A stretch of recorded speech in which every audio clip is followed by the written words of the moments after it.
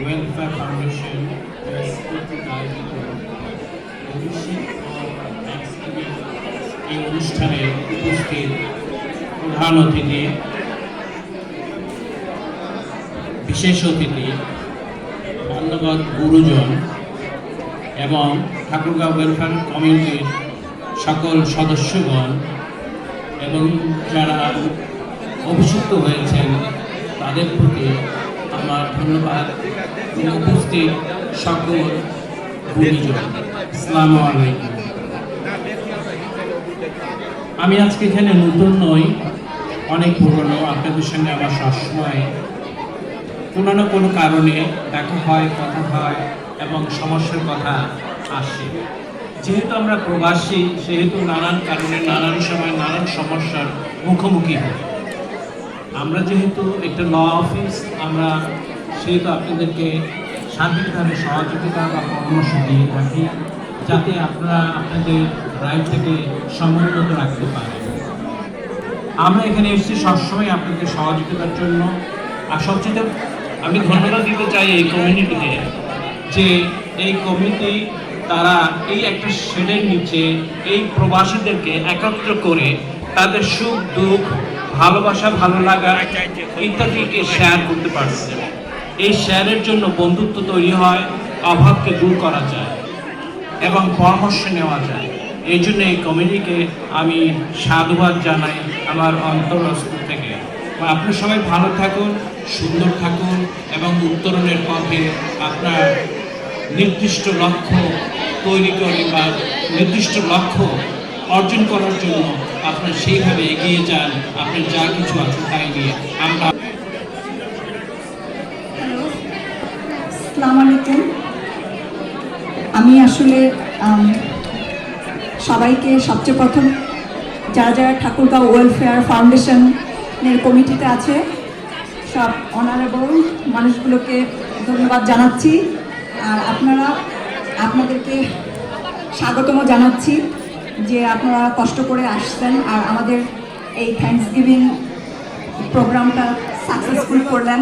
এজন্য অবশ্যই এটা থ্যাঙ্কসগিভিং ডে মানে হলো যে আমরা সবার সাথে মানে গ্রেটফুল আমরা ইচ আদার, আর আমাদের বড়দেরকে রেসপেক্ট করতে হবে।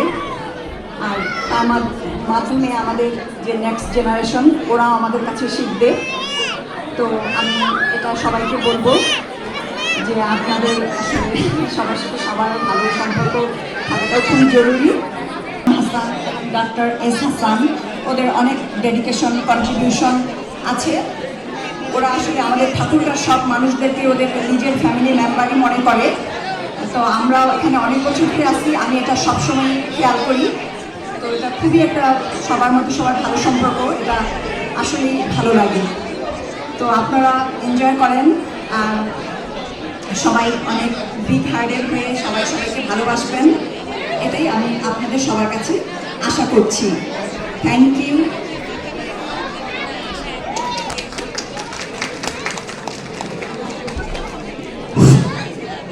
আমাদের মহিলা সম্পাদিকা, এবারে আমাদের মধ্যমণি আমাদের এই অনুষ্ঠানের, এবং আমাদের শুধু এই অনুষ্ঠানের না, আমাদের ঠাকুরগাঁও ওয়েলফেয়ার ফাউন্ডেশন সহ সময় আর কি আমার মনে পড়ে, সেটা হলো 1974-75 সালের ঘটনা। সেটি হলো বাংলাদেশ থেকে আমাদের এক ফ্রেন্ড এসেছিল। আপনারা সবাই জানেন, খাওয়া দাওয়া দেশ থেকে নতুন এসেছিল, তাকে একটা কাচের প্লেট দেওয়া হয়েছিল। সেই সময় আমাদের অর্থনৈতিক অবস্থা খারাপ ছিল, প্রত্যেকেরই একটা মাত্র প্লেট ছিল। এখন রাত্রে দেখা গেল যে আমার প্লেটটা গায়েব হয়ে গেছে। আমাদের যে নতুন গেস্ট আসছিল আর কি, সে সব প্লেটের সাথে ওই আমার প্লেটটাও গার্বেজ করে দিচ্ছে। সবাই প্লেট গার্বেজ করে দিচ্ছে, সে ওইভাবে প্লেটটা গার্বেজ করে দিচ্ছে। যাই হোক, আমি সেটা রিকভারি করলাম। বাংলাদেশে 1971 সালে মুক্তিযুদ্ধে অংশগ্রহণ করার সুযোগ আমার হয়েছিল। আমার বয়স এখন 69।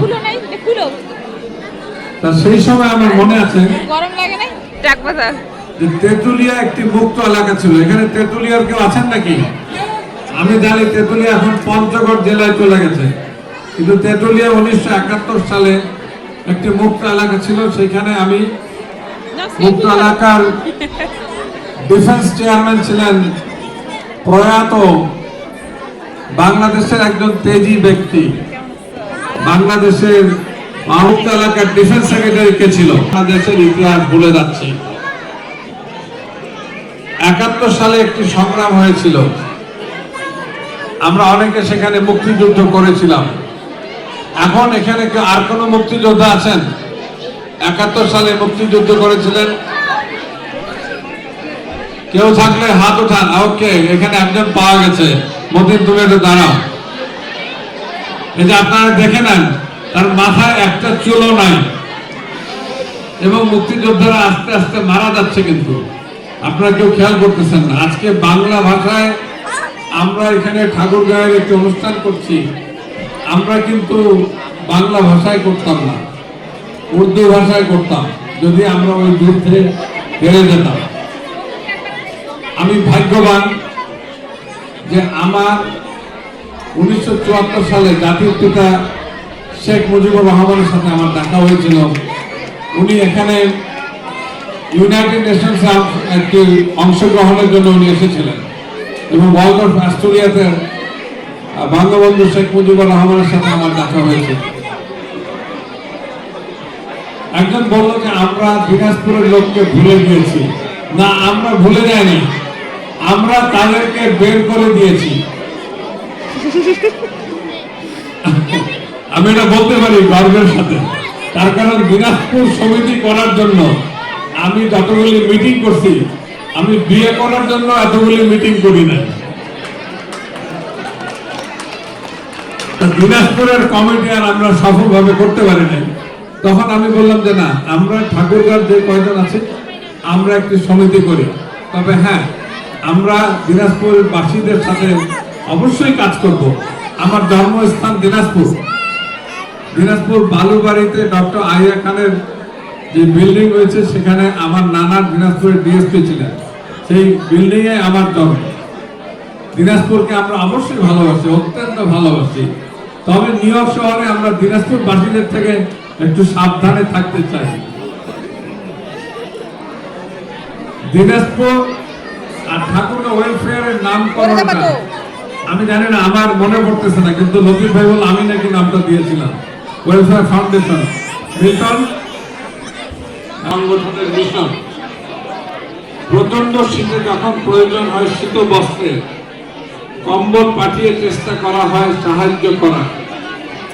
যখন শ্বাসকষ্ট হয়েছিল মানুষের করোনার কালে, অক্সিজেন পাঠিয়েছিল এই সংগঠন সেই কালে। সামনে এগিয়ে যাবে এই সংগঠন ভবিষ্যতে। আমরা কামনা করি সবাই করবে সাহায্যের হাত প্রসারিত। ঠাকুরগাঁ সমগ্র বাংলাদেশের ক্ষুদ্র অংশ হতে পারে। বাংলাদেশের সর্বত্র ঠাকুরগাঁর নাম জেনে যাবে অচিরে। সমগ্র বাংলাদেশে উন্নতি, ঠাকুরগাঁর উন্নতিতে ভেসে যাবে জোয়ার। ধন্যবাদ। ধন্যবাদ। আমাদের সবাই সুস্থ থাকবেন, সুন্দর থাকবেন, এই আশা করব। আপনারা সকলে দীর্ঘজীবী হন। আর আমাদের এক উপদেষ্টা ডাক্তার মুনমুন, পয়লা বৈশাখ থেকে ভারতীয় পার্টি থেকে যার থেকে অর্থ সহযোগিতা উদ্দীপনা, আমাদের ওয়েলফেয়ার ফাউন্ডেশনের দ্বিতীয়বার সভাপতি, মানে একটু দেরি করে এসেছেন উনি, উনি হলেন বিশিষ্ট কার্ডিওলজিস্ট স্পেশালিস্ট ডাক্তার মঞ্জুর হাসান। তো প্রধান অতিথি পরে বিশেষ করে কারণ থাকে না, তারপরেও যেহেতু উনি তোমার মতো আমি কিছুটা দেরি হলে এসে পড়েছেন, আমরা ওনার বক্তব্য আমরা শুনতে চাই।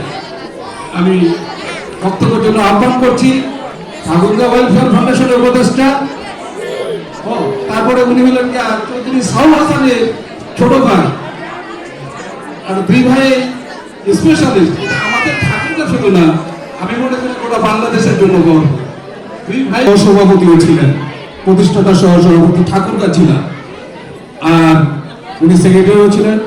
আমরা এই দুইটা ব্যক্তিকে আমরা শ্রদ্ধার সাথে স্মরণ করি। মাঝে সাথে হয়তো দেখবেন ওনাদের স্কিম কিন্তু আমাদের এখানে আসে। ওনাদের অ্যাডভার্টাইজমেন্টে আমরা এই দুই কৃতি সন্তানের যারা প্রয়াত হয়ে গেছেন, আল্লাহর কাছে দোয়া করি ওনারা বেহেশতের শিখুন এবং ওনাদের যে সততা এবং সতত পথ চলার যে উনি দেখিয়ে গেছেন